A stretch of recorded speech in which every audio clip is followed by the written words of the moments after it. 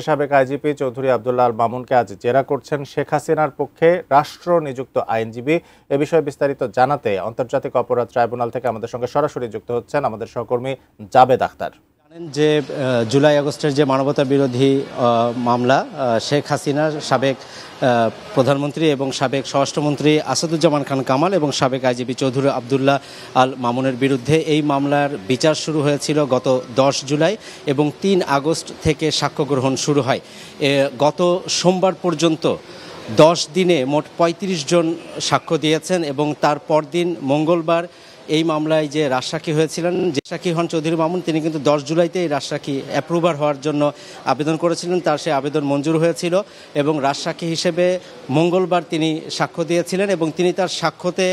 এই যে জুলাই আগস্টে যে মানবতা বিরোধী অপরাধের যে ঘটনা ঘটেছে এর পেছনে কারা ছিল সেই সমস্ত বিষয়গুলো তিনি তুলে ধরেছেন। তিনি সেদিন বলেছিলেন যে সাবেক প্রধানমন্ত্রী শেখ হাসিনা তিনি ফোন করে স্বরাষ্ট্রমন্ত্রীকে জানিয়েছিলেন যে লিথাল উইপেন ব্যবহার করার জন্য, অর্থাৎ মারণাস্ত্র ব্যবহার করে আন্দোলনরত যে সমস্ত ছাত্ররা আছে তাদেরকে দমন করার জন্য এই ফোনটি তিনি দিয়েছিলেন 18 জুলাই এবং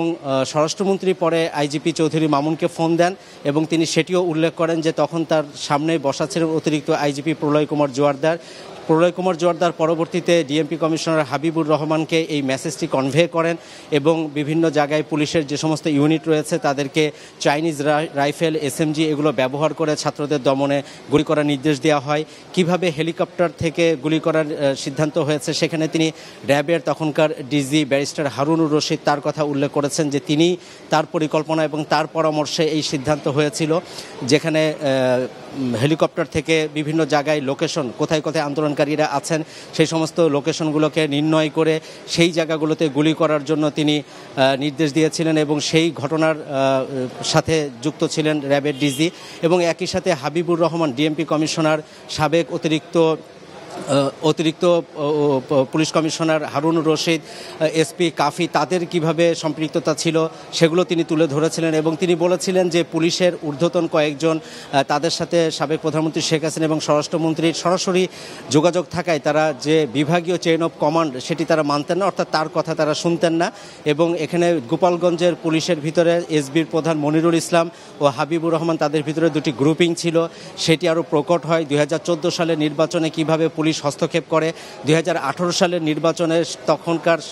আইজিপি জাবেদ পাটোয়ারি 50% ভোট দেওয়ার জন্য শেখ হাসিনাকে পরামর্শ দিয়েছিলেন এবং এটি এক্সিকিউট করেছিলেন তখনকার ডিসি, এসপি, ইওনো সহ তারা এবং পরবর্তীতে পুলিশের কর্মকর্তারাও তাতে যুক্ত হন এবং পুলিশের সেসব কর্মকর্তাকে বিভিন্ন বিপিএম, পিপিএম পদক দিয়ে এবং তাদের বেতন, পদোন্নতি সব কিছু বাড়িয়ে তাদেরকে পুরস্কৃত করা হয়েছিল। এই সমস্ত কিছু তিনি কিন্তু সেদিন তুলে ধরেছিলেন এবং একই সাথে তিনি বলেছেন যে এই যে এত নৃশংস ঘটনা ঘটেছে এর ব্যাপকতা সম্পর্কে তখন তার ধারণাই ছিল না এবং তিনি যখন ট্রাইব্যুনালে সাক্ষ্য গ্রহণ হয় তখন শহীদ পরিবারের যে সমস্ত সদস্যরা তারা সাক্ষ্য দিচ্ছিলেন, যে সমস্ত ভিডিওগুলো দেখানো হয়েছে সেই নৃশংসতা তাকে মর্মাহত করে। তিনি লজ্জিত হন, অনুতপ্ত হন এবং একই সাথে তিনি দায় স্বীকার করে নেন। দায় স্বীকার করে তিনি দেশবাসীর কাছে নিহত আহতদের পরিবার এবং আদালতের কাছে তিনি ক্ষমা প্রার্থনা করেন এবং তিনি একটা জিনিস বলেন যে সাবেক প্রধানমন্ত্রী শেখ হাসিনা এবং আসাদুজ্জামান খান কামালের নির্দেশে এই জুলাই হত্যাযজ্ঞের ঘটনা ঘটেছে। গতকালকে তাকে জেরা করার কথা ছিল, এখানে রাষ্ট্রনিযুক্ত আইনজীবী শেখ হাসিনা এবং আসাদুজ্জামান খান কামালের যিনি আইনজীবী অ্যাডভোকেট আমির হোসেন, গতকাল তার জেরা করার কথা ছিল, তিনি অসুস্থতা থাকার কারণে জেরাটি হয়নি, কিন্তু আজকে তিনি জেরা শুরু করেছেন বেলা 11:15টার দিকে। তিনি সাক্ষ্যে যে সমস্ত বিষয়গুলো বলেছেন, যেখানে শেখ হাসিনা নির্দেশের কথা বলেছেন, শেখ হাসিনার সুপিরিয়র কমান্ড রেসপন্সিবিলিটির কথা বলেছেন, সে সমস্ত বিষয়গুলো নিয়ে তিনি জেরা করছেন। সেই জেরা এখনো পর্যন্ত চলছে বিচারপতি গোলাম মুর্তজা মজুমদারের নেতৃত্বে আন্তর্জাতিক অপরাধ ট্রাইব্যুনাল 1-এ। আরেফিন, ট্রাইব্যুনাল থেকে আমার কাছে এই ছিল সাবেক আইজিপি রাজসাক্ষী চৌধুরী মামুনকে জেরা করার প্রসঙ্গের সবশেষ সংবাদ।